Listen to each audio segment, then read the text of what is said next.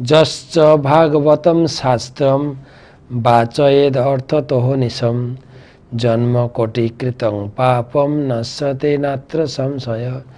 যে মানুষ অর্থবোধ সহ সদাই শ্রীমদ্ ভাগবত শাস্ত্র পাঠ করে তার কোটি জন্মের পাপ তৎক্ষণাৎ নষ্ট হয়ে যায়। তো মার্গন্তি যত্তে মুখপদ্ম নীড়ৈ ছন্দ সুপর্ণৈ ঋষয়ো বিবিক্তে যস্যাঘ মর্ষত সরিত বরায়া পদম পদম তীর্থ পদ প্রপন্না। দেবতারা প্রার্থনা করছেন, কি সুন্দর। মার্গন্তি যত্তে মুখপদ্ম নীড়ৈ, ভগবানের ভক্তরা, আগের শ্লোকে বলা হলো তোমার চরণাবিন্দে আশ্রয় গ্রহণ করে, আজকে বলছেন ভক্তরা তোমার মুখপদ্ম নীড়ে, তোমার মুখপদ্মে আশ্রয় গ্রহণ করে। নীড় মানে বাসা বাঁধে, সদা সর্বদা মুখপদ্ম দর্শন করতে থাকে। ছন্দ সপর্ণই ঋষয় বিভক্ত, আর এই মুখপদ্মের বর্ণনা বেদে বর্ণনা করা হয়েছে। ভগবানের মুখপদ্ম কত সুন্দর, তার চিকন কপল এবং তার কানের কর্ণকুণ্ডল এই মসৃণ গালের উপরে চক্কর দিচ্ছে।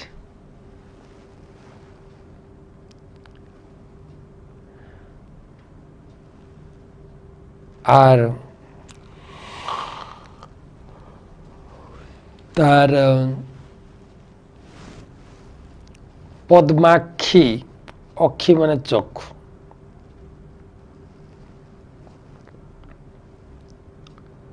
কুন্তী দেবী তো ভগবানের প্রত্যেকটা অঙ্গকে পদ্ম ফুলের সঙ্গে তুলনা করেছেন।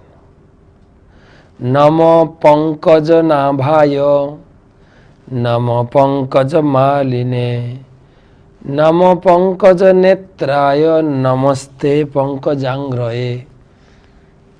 তার আঁখি পদ্ম, তার দুটো চোখ পদ্মের পাপড়ির মতো সুন্দর মুখমণ্ডল। তো ছন্দ সুপর্ণই ঋষয় বিভক্তি, বিভিন্ন ছন্দে বিভিন্ন শ্লোকে কপিলদেব মহারাজ ভগবানের মুখপদ্ম, ভগবানের আঁখি, ভগবানের আঁখির উপরে ভ্রুয়ের বর্ণনা দিয়েছে।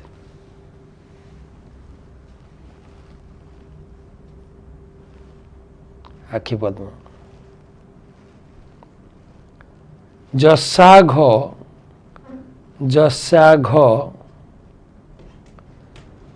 যস্যাঘ মর্ষত সরিত বরায়া। যস্যাঘ, ভগবানের মুখপদ্ম দর্শনের মাত্রই মানুষ সমস্ত পাপ থেকে মুক্ত হয়ে যায়। এমন বর্ণনা আছে ভগবানের চক্ষুর উপরে ভ্রু দর্শন করার মাধ্যমে কেউ কাম থেকে মুক্ত হতে পারে। ভগবানকে দর্শন, ভগবানের সামনে এলেই মানুষ সমস্ত পাপ থেকে মুক্ত হয়ে যায়। ভগবানের শুভ দৃষ্টি তার উপরে পড়লে, আমরা এই কার্তিক মাসে এই দামোদর অষ্টকম পাঠ করছি। এই শ্লোকগুলোতে সত্যব্রত মুনি তিনি কত সুন্দর বর্ণনা করেছেন। বরং দেব মোক্ষণম মোক্ষ বোধিং বা নচানং বৃণে অহম বরে সাদপিহ ইদন্তে বপুরনাথ গোপাল বালম সদা মে মনস্যাবি রাস্তাম কিমন্বয়ী। ইদন্তে বপুরনাথ গোপাল বাল। তো পদকর্তা ওই দামোদর ষ্টকমে আপনি চতুর্থ স্তবকটা দেখুন যে ইদন্তে কি বলে বরং দেব মোক্ষণম মোক্ষবোধিং, বা হে দামোদর তুমি যতজন বর প্রদান করে সেই বরদাতাদের মধ্যে তুমি হচ্ছে শ্রেষ্ঠ, শ্রেষ্ঠ বরদাতা। ব্রহ্মা বর দিয়েছেন, ইন্দ্র বর দিয়েছেন, শিব বর দেন, ন বৃণে অহম, আমি কিন্তু তুমি সব থেকে বরদাতার মধ্যে শ্রেষ্ঠ, কিন্তু আমি কোনো বর চাই না তোমার কাছ থেকে। বরং দেব মোক্ষণ মোক্ষবোধিং বা ন চান, আমি কোনো বর চাই না, বৃণে অহম, আমি কোনো বর চাই না। তো তুমি কিছু চাও ভগবানের কাছে, কিন্তু বর চাইছি না, তো কি চাও? ইদন্তে মুখম ভোজ অব্যক্ত নীলই বৃতং, না,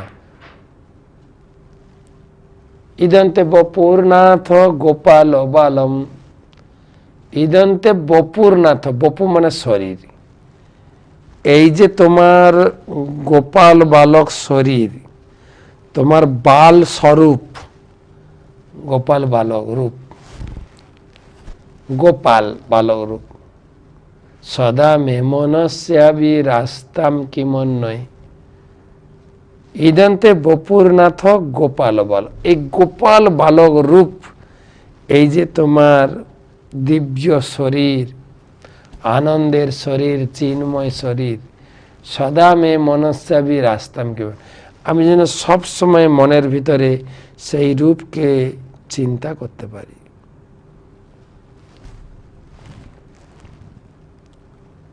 গোপালের তো অনেক রূপ আছে, কোন রূপ? তখন পদকর্তা বলছেন ইদন্তে মুখম ভোজ অব্যক্ত নীল, গোপাল বালকের পুরো শরীরের ভিতরে তোমার মুখমণ্ডল, অপূর্ব সুন্দর মুখমণ্ডল, অব্যক্ত নীলয়, মানে যার বর্ণনা দেওয়া অসম্ভব, নীলা নীলা মুখ। তুমি কর্ণকুণ্ডল ধারণ করেছ, মা তোমাকে কোলে জড়িয়ে ধরেছেন। গোপাল, তুমি কেন অন্যের ঘরে মাখন চুরি করে খাও? গোপাল মায়ের কাছে আদর মাখা সরে বলছে, মা গো, মাইয়া মরি মে নেহি মাখন খায়ো, মা আমি তো মাখন চুরি করে খাই না।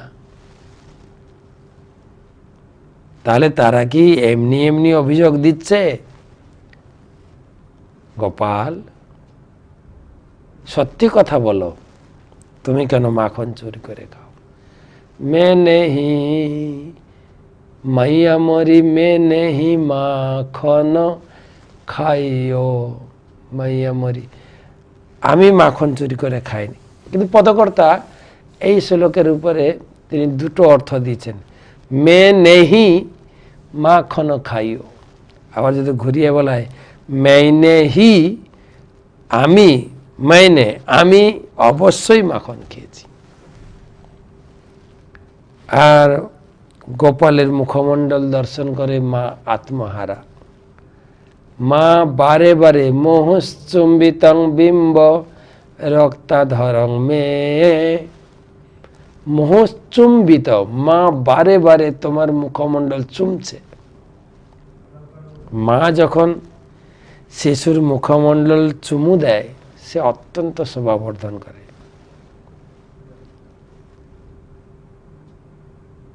মোহশ্চুম্বিতং বিম্ব রক্ত অধরং মে, মা তার লাল লাল ঠোঁট দিয়ে, লাল লাল অধর, মায়ের অধর ছিল একদম রক্ত অধরং, রক্তের মতো লাল। বর্তমান তো মায়েরা কেমিক্যাল দিয়ে লাল করেন, মায়ের ঠোঁট ছিল রক্তের মতো লাল। সেই রক্ত অধর দিয়ে বারে বারে তোমার গালে আদর করছেন, সেই রূপটা আমি বারে বারে চিন্তা করতেছি। মনস্যাবিরাস্তাম মলম লক্ষ লাভ হয়, লক্ষ লক্ষ বার আমার সেই রূপ যেন আমার মনের প্রেক্ষাপটে ভেসে ওঠে। সেই রূপ ভগবানের বাল রূপ অত্যন্ত আকর্ষণীয়। বাল রূপ ভগবানের সব রূপই আকর্ষণীয়, সব থেকে মহত্বপূর্ণ হচ্ছে বাল রূপ। চৈতন্য মহাপ্রভু তার সেই বাল রূপ অত্যন্ত আকর্ষণীয় ছিল। বাসু ঘোষ সেই বাল রূপের মহিমা কীর্তন করে অনেক পদ রচনা করেছেন। সচিরয়াঙ্গিনায় নাচে বিশ্বম্ভর রায়, নাচে নাচে হিরি ফিরি মায়েরে লুকায়। মায়ের আঁচলে লুকাতো, আর চোখে মাঝে মাঝে দর্শন দিতেন। বয়ানে বয়ান দিয়া, খুব সুন্দর। আমাদের পরম পূজা শিশুমাত ভক্তিচারু স্বামী গুরুমা এটা খুব গাইতেন, তার খুব প্রিয় গান ছিল।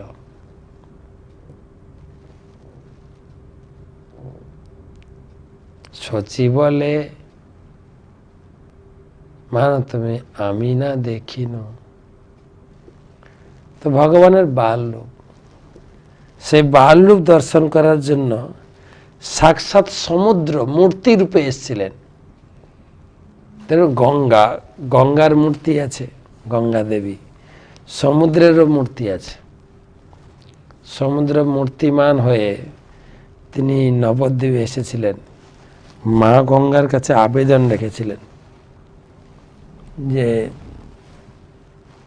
মা গঙ্গা তুমি কত ভাগ্যবতী। মা গঙ্গা বলেন কেন না, ভগবান ব্রজেন্দ্রনন্দন ভগবান কৃষ্ণ তোমার তীরে বিরাজমান বাল লীলা করছেন। তার সখাদের সঙ্গে তিনি নিত্য তোমার কুলে বিহার করছেন। মাতা গঙ্গা বলেন কথা সত্য,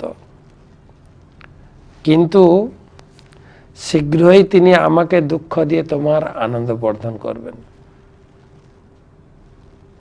সমুদ্রে বললেন কিভাবে না, তিনি শীঘ্রই সন্ন্যাস আশ্রম গ্রহণ করে তিনি তোমার তীরে গিয়ে অবস্থান করবেন, নীলাচল সমুদ্রের তীরে। সমুদ্রে বললেন কথাটা ঠিকই, তিনি আমার তীরে থাকবেন, কিন্তু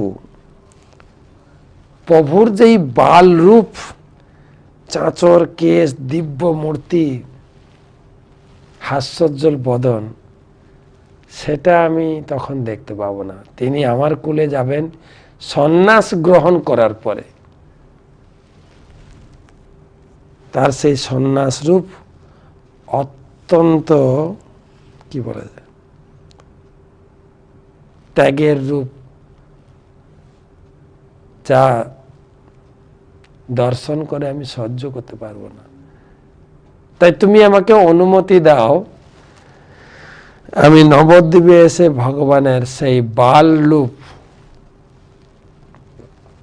ভগবানের শিশু মূর্তি আমি দর্শন করব।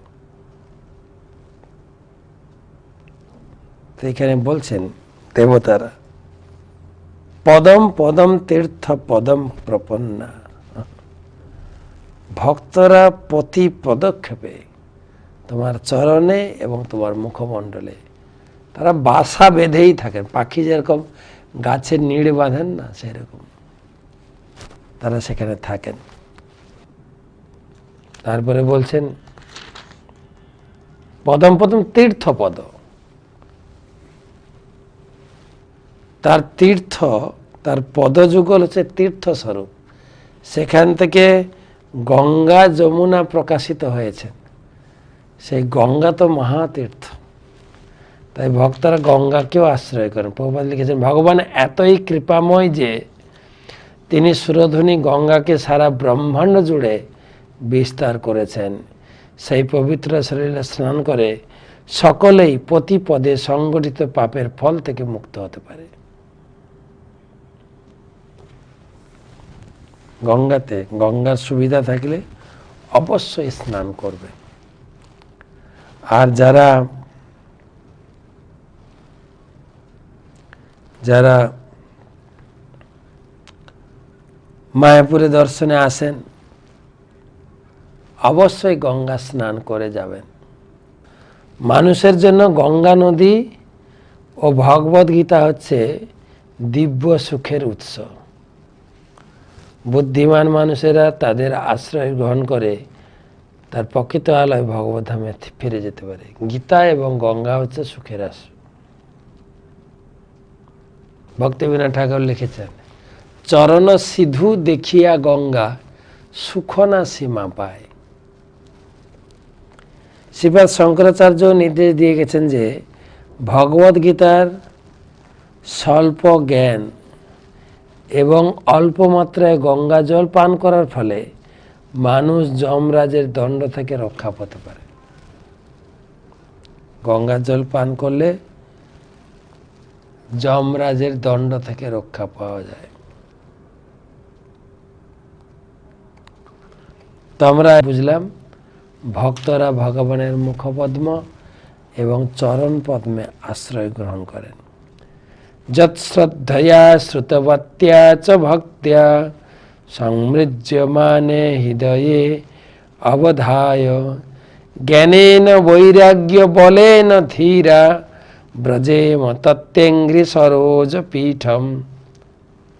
শ্রদ্ধা ও ভক্তি সহকারে কেবল আপনার সেই পাদপদ্মের সম্বন্ধে শ্রবণ করার ফলে এবং হৃদয়ে তার ধ্যান করার ফলে মানুষ তৎক্ষণাৎ জ্ঞানের আলোকে উদ্ভাসিত হয় এবং বৈরাগ্য বলে শান্ত হয়। তাই আমাদের অবশ্য কর্তব্য হচ্ছে আপনার শ্রীপাদপদ্মের শরণ গ্রহণ করা।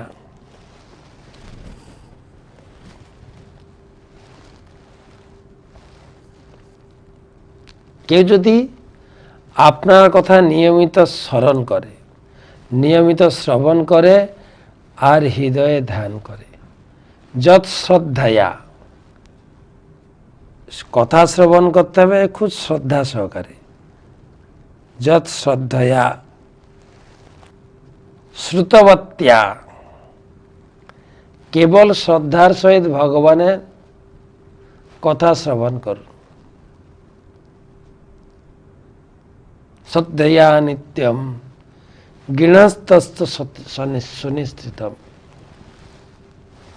কেউ যদি শ্রদ্ধার সহিত ভাগবতমের কথা ভক্তের শ্রীমুখ থেকে শ্রদ্ধার সহিত শ্রবণ করে, লিখেছেন যৎ শ্রদ্ধয়া শ্রুতবত্যা চ ভক্ত্যা, শ্রদ্ধার সহিত এবং ভক্তির সহিত। ভক্তির সহিত অর্থ হচ্ছে ভগবানের কথার উপর পূর্ণ বিশ্বাস, এটাকে বলে ভক্তি। গীতা কি বলে, গীতা ভাগবতমে যা বর্ণিত হয়েছে তা নিছক সত্য বলে স্বীকার করে না, সেটাকে বলে শ্রদ্ধা। সমজিজ্য মানে হৃদয়ে অবধায়, আর ভগবানের কথা শ্রদ্ধার সহিত শ্রবণ করার পরে গৃহস্থস্থ সচেষ্টিত, সেই কথার ভিতরে কিছু কথা হৃদয়ে গ্রহণ করে নেওয়া। সচেষ্টিতম, গৃহস্থ সচেষ্টিতম।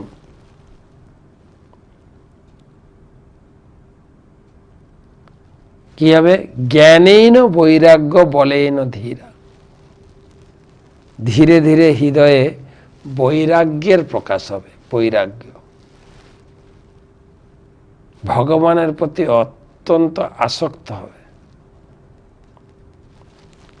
আর তখন ভগবত ব্রজেম তত্ত্বেঙ্ঘ্রি সরোজপীঠ, তখন ধীরে ধীরে সে ব্রজেম ভগবত কৃপা লাভ করবে। আর আমরা ব্রজেম, আমরা সেই পাদপদ্মে শরণাপন্ন হই। দেবতারা ভগবানের বন্দনা করছে, আপনার চরণে অহেতুকি ভক্তি লাভ হোক আমাদের।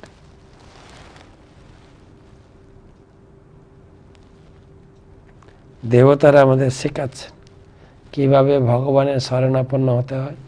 কেবল শ্রবণ করুন,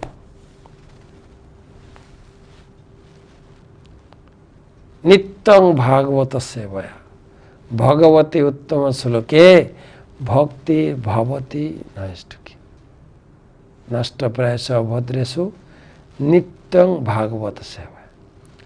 প্রতি নিয়মিত ভগবানের কথা শ্রবণ করার মাধ্যমে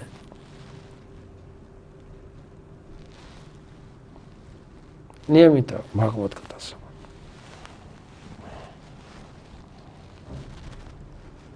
শুশ্রূষ শ্রদ্ধধানস্য বাসুদেব কথা রুচি সাত্মৎ সেবয়া বিপ্রা পুণ্য সেবনা শীর্ণতাম সকথা কৃষ্ণ পুণ্য শ্রবণ কীর্তন হৃদন্তস্ত অভদ্রাণী বিধুনতি সহিত সতাম। শীর্ণতাম সকথা কৃষ্ণ, কেবল ভাগবতম থেকে ভগবানের লীলা শ্রবণ করুন। শীর্ণতাম শ্রবণ করুন। হৃদয়ন্তস্থ অভদ্রাণী, হৃদয়ে যত প্রকারের কামনা বাসনা, কাম ক্রোধ লোভ মোহ মদ আশ্চর্য, যত আবর্জনা ভরা আছে ধুয়ে মুছে সাফ হয়ে যাবে, পরিষ্কার হয়ে যাবে।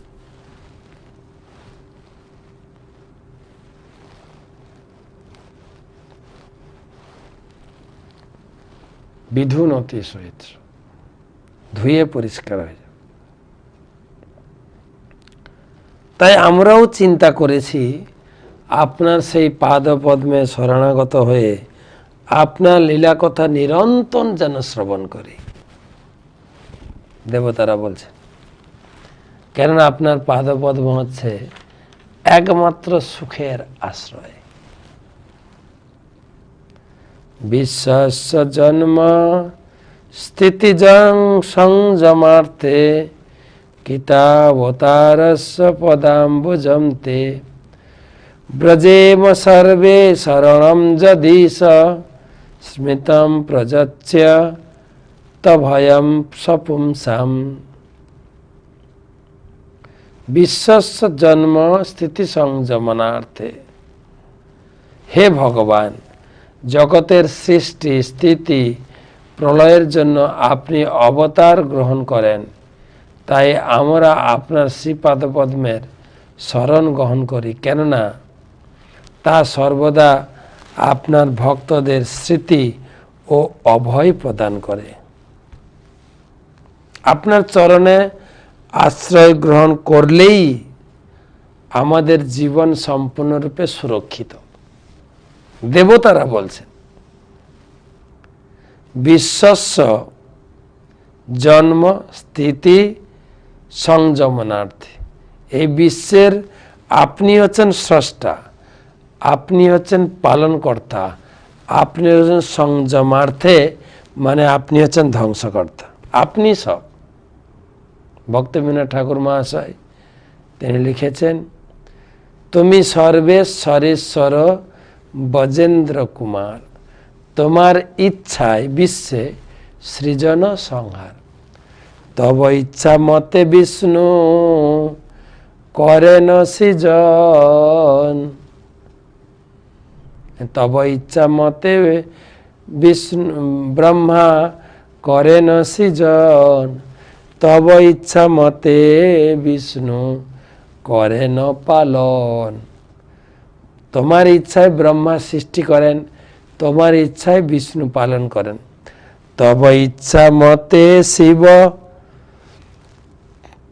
করেন সংহার, তব ইচ্ছা মতে মায়া সৃজে কারাগার। তোমার ইচ্ছায় মায়ায় কারাগার সৃষ্টি করেন। মিছে মায়াবদ্ধ জীব আশাপাশ ফিরে। জীব, মায়াবদ্ধ জীব অনেক কিছু, এটা করব ওটা করব, অনেক কিছু আশা পোষণ করে। তব ইচ্ছা বিনা কিছু করিতে না পারে। তোমার ইচ্ছা ছাড়া কিছু করতে পারে। তাই আমরা তোমার চরণে আশ্রয়। ব্রজেম সর্বে শরণম যদি। ব্রজেম মানে তোমার শরণাপন্ন হলাম। স্মিতং প্রদত্ত অভয়ম সপুংসাম। তোমার চরণ হচ্ছে অভয়। আমরা তো ভাগবতম পড়ে জানছি ভগবানের চরণ হচ্ছে অভয়। ছোট থেকে আমরা শুনেছি গ্রামের লোক যারা সরল এক বাক্যে স্বীকার করে, রাখে হরি মারেকে। হরি হচ্ছে সমস্ত সুরক্ষার আশ্রয়। হরি যদি কাউকে রাখতে পারেন তাকে কেউ কিছু করতে পারবে না। রাখে হরি। তাই এটাই বলছেন ব্রজেম সর্বে শরণম যদিস। হে ঈশ্বর, যদিস, হে ঈশ্বর, হে জগদীশ্বর, হে ঈশ্বর, হে ভগবান, আমরা তোমার চরণে আশ্রয় গ্রহণ করলাম। কেন? স্মৃতম প্রপচ্ছ তো অভয়ম সপুংস। তোমার চরণ হচ্ছে সম্পূর্ণরূপে অভয়। অভয়ম।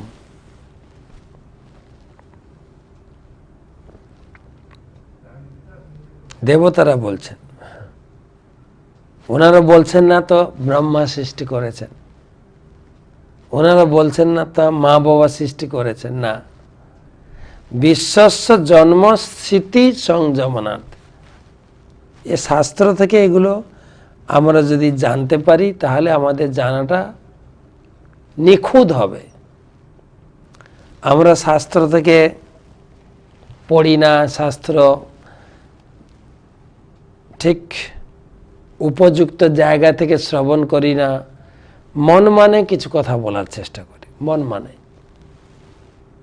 বিশ্বস্য জন্ম স্থিতি সংযমনার্থে।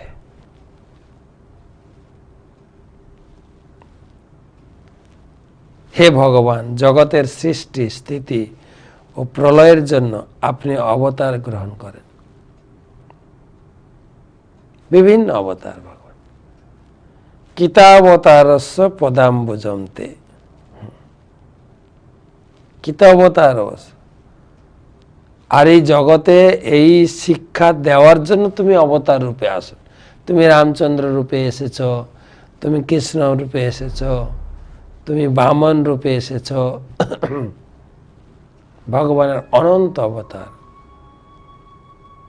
রামাদি মূর্তিষু কলা নিয়মেন তিষ্ঠ নানা অবতার করমত ভুবনেষু। কিন্তু কৃষ্ণ স্বয়ং সমভবত কিন্তু পুমাঞ্জ গোবিন্দ আদি পুরুষম তম। ব্রহ্মা বলছেন রাম আদি মূর্তি তুমি কত রূপ ধারণ করেছ। রামাদি মূর্তি এসব কলা নিয়মে।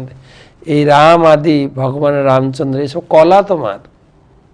নানা অবতার করত ভুবনে এসু। কিন্তু ভুবনে ভগবানের যত অবতার সব তোমার অংশ এবং কলা। কৃষ্ণ স্বয়ং সমভবত পরম পুমাঞ্জ। কৃষ্ণ স্বয়ং ভগবান। গোবিন্দ আদি পুরুষম তমং ভজ। তাই দেবতারা বলছেন এই জগতের সৃষ্টি, পালন আর সংহার তুমিই করছো। আমরা বলছি দেবতারা করছেন, আমরা বলছি আমি আমার ভরণ পোষণ আমি করছি, কিন্তু দেবতারা বলছেন তুমি। তাই সাধারণ লোক, মুনি, ঋষি, যোগী, ভক্ত তোমার চরণে আশ্রয় গ্রহণ করছে।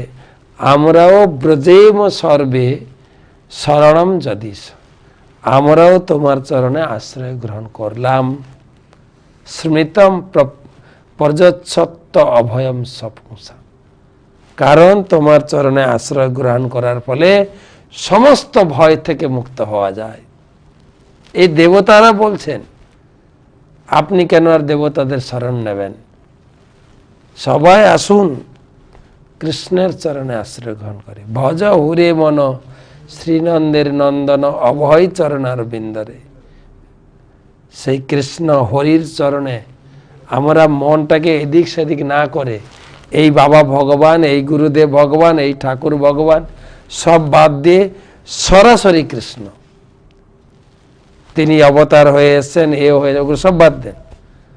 দেবতারা বলছেন সরাসরি কৃষ্ণের কথা বলছেন, আমরা যেন সরাসরি কৃষ্ণের চরণে আশ্রয় গ্রহণ করি।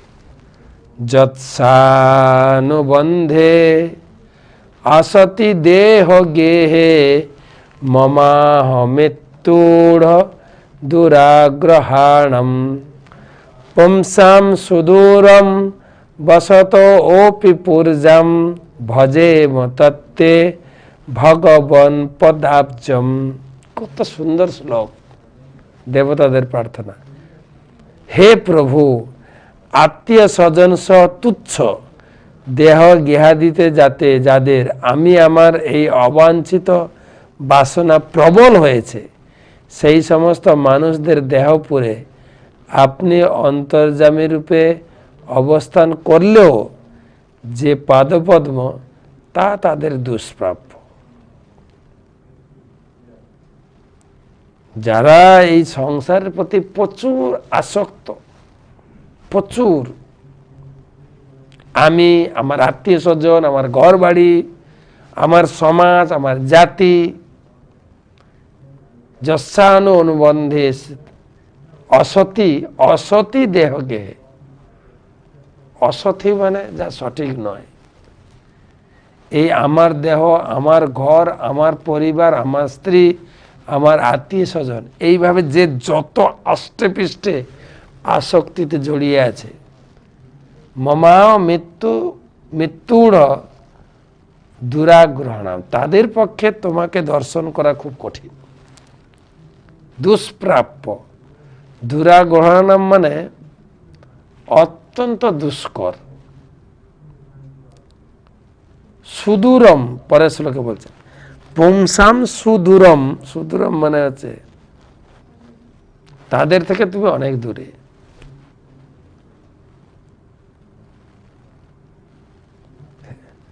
আমাদের গ্রামের একটা কথাই আছে, যখন তোমার কেউ ছিল না তখন ছিলাম আমি, এখন তোমার সব হয়েছে মা, পর হয়েছি আমি।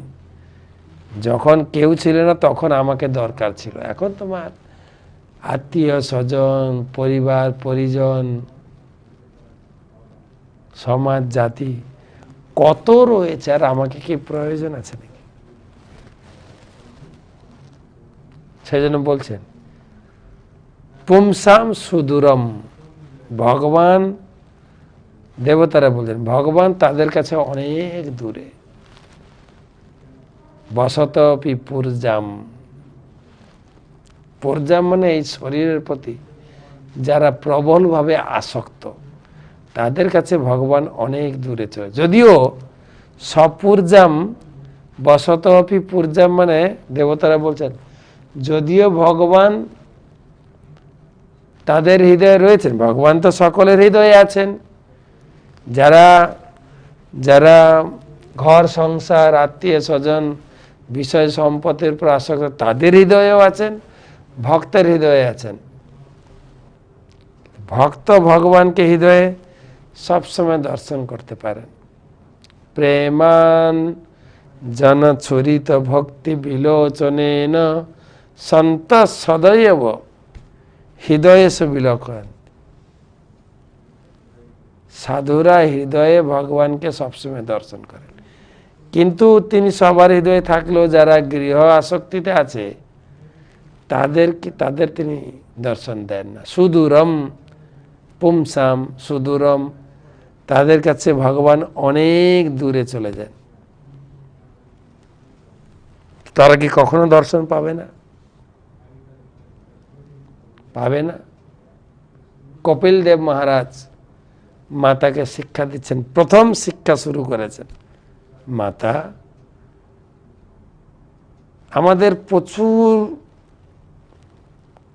বস্তুর প্রতি আমাদের আসক্ত। প্রসঙ্গম অজরং পাশম কবয়ো আত্মনো বিদু। প্রসঙ্গ মানে বিষয়ের প্রতি যার প্রচুর আসক্তি। কবয় আত্মনো বিদু, তার জীবনটা ধীরে ধীরে বন্ধন দশা প্রাপ্ত হয়। আসক্তি বন্ধনের কারণ। প্রসঙ্গম অজরং পাশ, অজর মানে আসক্তি, পাশম মানে থেকে আবদ্ধ করে। আসক্তি মানুষকে জড়জগতে বন্ধন করে, কিন্তু সেই আসক্তি, তাহলে যে কেউ যদি আসক্ত হয়ে থাকে তাহলে সে ভগবানকে দর্শন পাবে না। ভগবান বলছেন সেই একই আসক্তি যদি সয়েব না, সেই আসক্তি যদি সাধু সুকৃত, সাধুদের, সেই গৃহের প্রতি আসক্তি যখন সাধুদের প্রতি আসক্তি হবে, মোক্ষদ্বার অপাবৃত। ভাগবত এই তৃতীয় স্কন্ধের আমরা দ্বিতীয় বইটাতে যখন যাব 25 অধ্যায় 20 নম্বর শ্লোক, খুব সুন্দর বলছে, তোমাকে আসক্তিটা থাক, আসক্তিটাকে চেঞ্জ করতে হবে। যেরকম মেয়েরা ছোটবেলায় বাবা মা সংসারের প্রতি আসক্তি থাকে, বাবা মা ভাই বোন, তার বিয়ে হয়ে গেলে তখন স্বামীর ঘরের প্রতি আসক্ত হয়ে যায়। অর্থাৎ আসক্তিটাকে চেঞ্জ করতে হবে।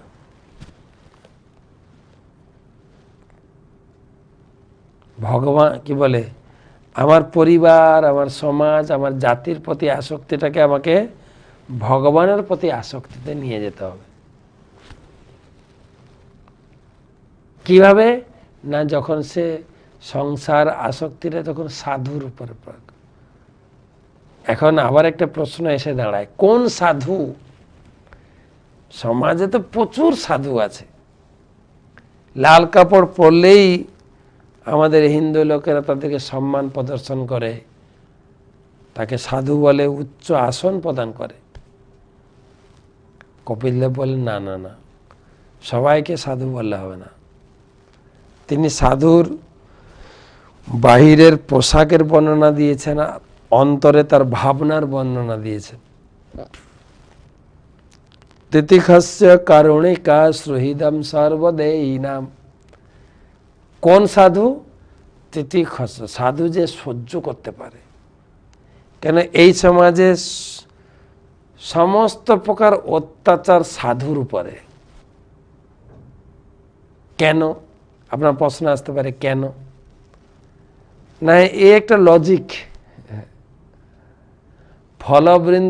ফলবন্ত বৃক্ষ আর গুণবন্ত জন, নম্রতা তার স্বভাব, তার অনুক্ষণ। তাকে সহ্য করতে হবে এই কারণে না, সাধু জগতে অনেক উপকার কাজ করেন, যেটা সাধারণ লোক তার মর্যাদা বুঝে না। কবিরাজ গোস্বামী সহজভাবে বুঝালেন, দেখো একটা গাছের এক ডালে ফল ধরেছে, এক ডালে ফল ধরেনি। যেই ডালে ফল ধরেছে সেই ডালের উপরে অত্যাচার হবে। আম গাছ ধরুন, যেই ডালে আম হয়েছে সেই ডালের উপরে আম পাড়ার জন্য ডালে বাড়ি মারবে, অথবা আম গাছে উঠে তাকে ডাল ভাঙবে, চিঁড়বে। যে শাখাতে কোনো ফল ধরেনি ওর দিকে তাকাবেই না কেউ। তাই সাধু অত্যন্ত সহনশীল। প্রথম সাধুর গুণ হচ্ছে সহনশীল, কারুণিক। প্রথম হচ্ছে তিতিক্ষস্য, তার কারুণিকা। তিনি এত অসম্মান অপবাদ সহ্য করা সত্ত্বেও তিনি কারণিকা, তিনি করুণা করেন। সর্বদেহী নাম তিতিক্ষস্য কারণিকা সর্বদেহী নাম। কোন জীবকে সে কেটে খাবে না, সর্ব জীবের প্রতি তার করুণা। অদেষ্টা সর্বভূতানাম, তিনি কোনো জীবকে আঘাত দেবে না, অর্থাৎ তিনি সম্পূর্ণরূপে আমিষ পরিত্যাগ করেন। তিনি হচ্ছেন সাধু। এই ভাগবতমের শ্লোক, 3 স্কন্ধে 25 অধ্যায় 20-21 নম্বর শ্লোক বলছে। আর কি অজাত শত্রুব শান্তা, সাধুর কোনো শত্রু থাকবে না, শত্রু জন্ম হয়নি। সাধব সাধু, এটা হচ্ছে সাধুর ভূষণ। সে অত্যন্ত সহ্য শক্তি পরায়ণ, তিনি করুণা পরায়ণ, তিনি কারোর প্রতি শত্রুতা ভাব পোষণ করেন না। এই সাধুর লক্ষণ। এগুলো বাইরের লক্ষণ। সাধুর অন্তরটা কেমন হবে? মই অনন্য ভাবে ন ভক্তিং কুর্বন্তি যে দৃঢ়াম, তিনি অন্তরে অনন্য ভাবে আমাকে ভক্তি করবে। এখানে লেখা নেই কিন্তু সাধু দেশ সেবা করবে, জাতি সেবা করবে, কুষ্ঠরোগীর সেবা করবে, লেখা নেই। অনন্য ভাবে আমার সেবা করবে। লোকে এটাকে বানিয়েছে জীবের সেবা করলে ভগবানের সেবা হয়, কিন্তু ভাগবত কোথায় লেখা থাকে? কোথাও তো পাইনি আমি।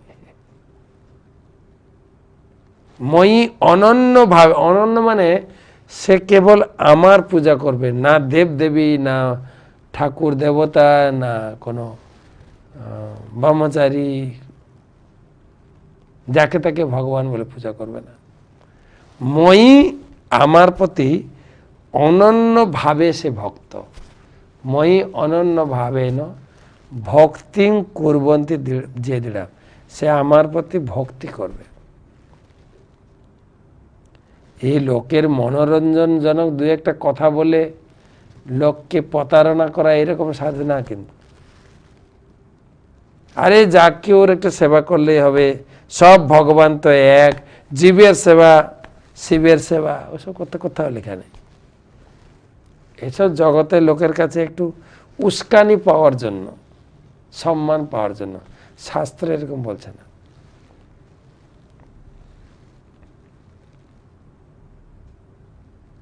দৃঢ় ভক্তি। মই অনন্য ভাবেন ভক্তিং কুর্বন্তি যে দৃঢ়ম। এই যেরকম কার্তিক মাস চলছে, এক এক ভক্ত এক এক ভাবে সাধনা করছে, দৃঢ়।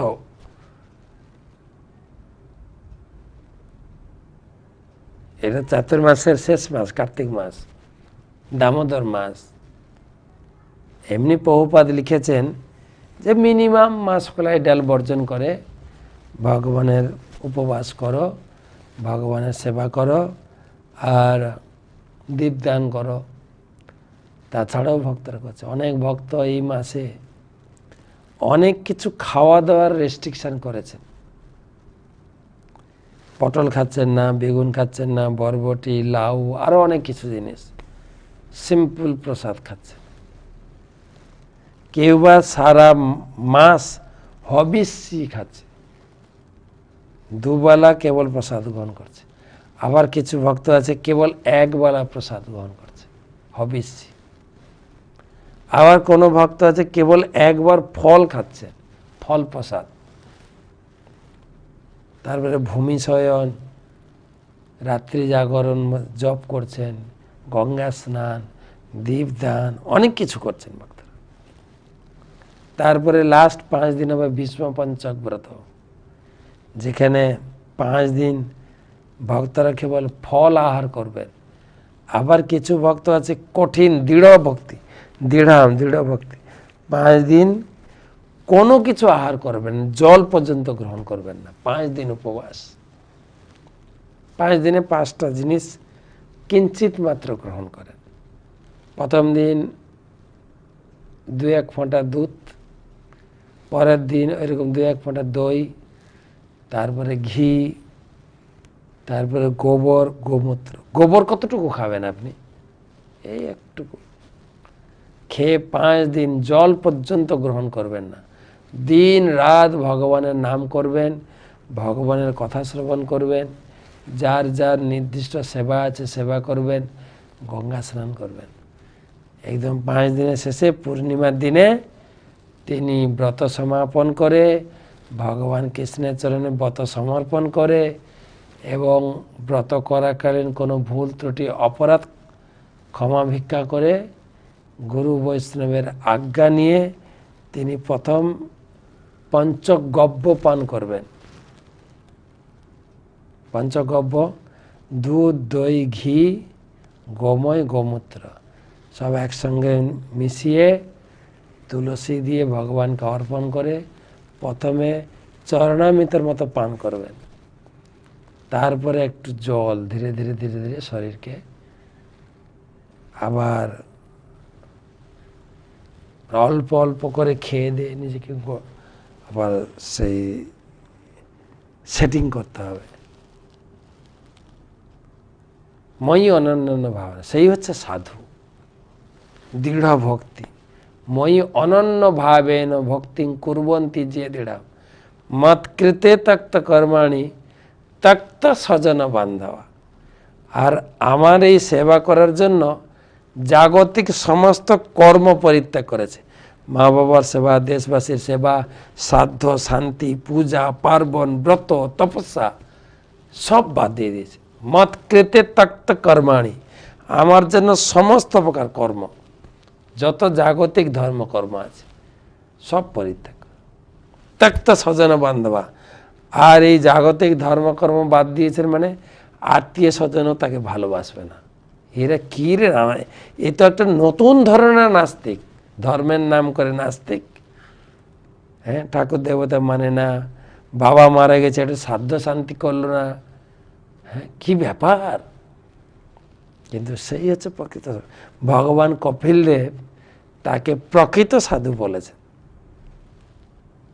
যার মনটা হবে দৃঢ় ভক্তিপরায়ণ এবং অনন্য, কেবল ভগবানের সেবায় যুক্ত থাকবে এবং আর কি করবে, মৎকৃতে তক্ত, সমস্ত প্রকার জাগতিক ধর্ম পরিত্যাগ করবে এবং সমস্ত প্রকার বন্ধন, আত্মীয় স্বজন, পরিবারকে ত্যাগ করবে।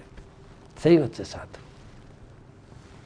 মা, কপিল দেব বলছেন, মা সেই সাধুর কাছে যাও, শতাং প্রসঙ্গাত মম বীর্য সংবিদ ভবন্তি হিতকর্ণ রসায়না কথা তজ্জসনাথ আশু অপবর্গ বর্তমানি শ্রদ্ধারতির ভক্তি অনুক্রমিষতে। সেই সাধুর কাছে যাবে, তার কাছে গিয়ে আমার বীর্যবতী ভাগবতমের কথা বসে বসে তুমি শুনবে।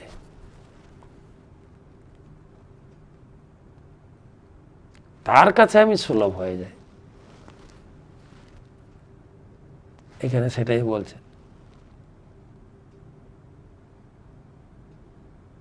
কেবল সাধুর কাছে গিয়ে আমার কথা শ্রবণ কর। প্রহ্লাদ মহারাজও বলছে, তার বাবা জিজ্ঞেস করছে, তুই এই ভক্তি কোথা থেকে পেয়েছিস? কে শিখিয়েছে? স্কুলে শিখিয়েছে মাস্টাররা, না কোনো বৈষ্ণব শিখিয়েছে? কে কোথা থেকে পেয়ে? বলছে, বাবা আমি তোমাকে বলবো, তুমি বুঝতে পারবে না কিন্তু। কেননা এই জিনিসটা এমন, ভক্তি জিনিসটা এমন, সাধুর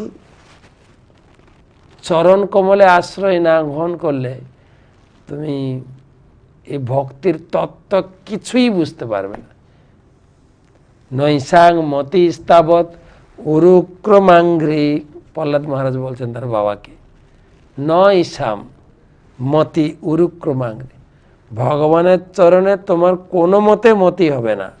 স্মৃত্যর্থ অনর্থ অপসম যথার্থ, তোমার কোনো কি বলা যায়, এই ভিতরের যে আবর্জনা অনর্থ সেটাই দূরীভূত হবে না। সেটা তুমি বই পড়ে কিছু করতে পারো না।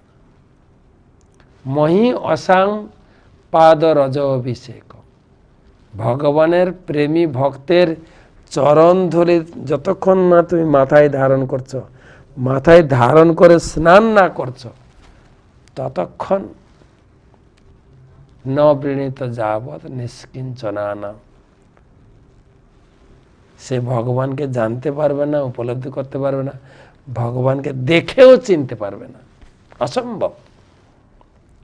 তাই শাস্ত্র বলছেন সাধু সঙ্গ, সাধু সঙ্গ সর্বশাস্ত্রে কয়, লবমাত্র সাধু সঙ্গে সর্বসিদ্ধি। সাধু সঙ্গে ভাগবত পড়ুন, ভাগবত শুনুন, তাহলে ধীরে ধীরে হৃদয়ে ভগবান জাগরিত হবে। লাস্ট শ্লোক। তাই বলছেন যারা প্রচুর পরিমাণে গৃহ পরিবার সম্পদে বেশি আসক্ত, তাদের কাছে ভগবান অনেক দূরে চলে যান। কিন্তু হে ভগবান ভজে হেম তত্ত্বে, ভগবান আমরা আপনার সেই পাদপদ্মে আশ্রয় গ্রহণ করছি। তন্বৈ সৎবৃত্তি ভীরক্ষিভির্যে পরাহিতান্ত মনসম পরেশ, অথো ন পশ্যন্ত উরুগায় নূনম যেতে পদন্যা সবিলাস লক্ষ্যা। দেবতারা বলছেন, হে পরমেশ্বর ভগবান, যে সমস্ত পাপীদের অন্তর্দৃষ্টি বহিরঙ্গা জড়বাদী কার্যকলাপের ফলে অত্যন্ত দূষিত হয়েছে, তারা আপনার পাদপদ্ম দর্শন করতে পারে না। কিন্তু যারা আপনার লীলা কথা ভাগবতম থেকে সাধু সঙ্গে প্রতিদিন শ্রবণ করে, তারা অবশ্যই তোমার পাদপদ্ম দর্শন করবেন। বলছেন ভাগবত শ্রোতা অবশ্যই ভগবানের দর্শন পাবেন। যেতে পদান্না লক্ষ্যা, অথত ন পশ্যন্ত উরুগায়নম, তান বৈ হসত বৃত্তি বিরক্ষী বীর্যে পরাহতান্ত মনস পরেশ। যারা অত্যন্ত পাপী এবং জড়বাদী কার্যকলাপে যাদের হৃদয় দূষিত হয়েছে, তারা আপনাকে দর্শন করতে পারবে না। কারা দর্শন করবে? যেতে পদান্য সবিলাক্ষ লক্ষ্য, যে তোমার লীলা, অপ্রাকৃত লীলা নিয়মিত প্রতিদিন ভাগবতম থেকে সাধু সঙ্গের মাধ্যমে শ্রবণ করেন, সেই শুদ্ধ ভক্তরা তোমার অবশ্যই দর্শন পাবে। ভাগবতের শ্রোতা ভগবানের দর্শন লাভের যোগ্য। ভাগবত শ্রবণ করতে করতে করতে করতে ভগবানকে দর্শন লাভ করা যায়। নিয়মিত ভাগবত শ্রবণ, এবং শুধু শ্রবণ যথেষ্ট নয়, ভাগবতম আপনারা নিয়েছেন বাড়িতে, ভাগবতম দেখুন, আমার তালে তালে পড়ুন আর শ্রবণ করুন। এই আরও কার্যকরী। যেরকম ভাগবত মাহাত্ম্য আমরা পড়ছি ডেলি, কেউ যদি প্রতিদিন অর্থবোধ সহ ভাগবত পাঠ করেন, অর্থবোধ সহ, সে পাপ মুক্ত হয়ে আমাকে দর্শন পাবে, কোনো সন্দেহ নেই।